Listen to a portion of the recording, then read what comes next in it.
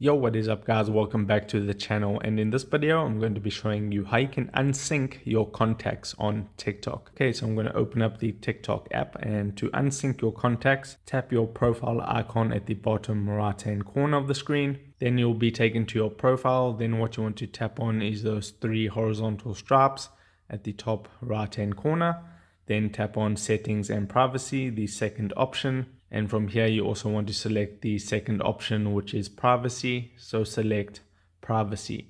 From here, you'll see an option here that says sync contacts and Facebook friends. That's the option you want to tap on.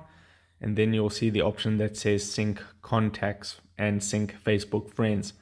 So it probably is going to be toggled on for you, but if you don't want to sync your contacts and you want to unsync them, just make sure it looks like this and it's toggled down and it is gray for both of them if you decide to unsync your contacts and your Facebook friends. And that's the process. So if this video helped you out, don't forget to drop a like onto it and subscribe for more, and I'll see you in the next video. Take care.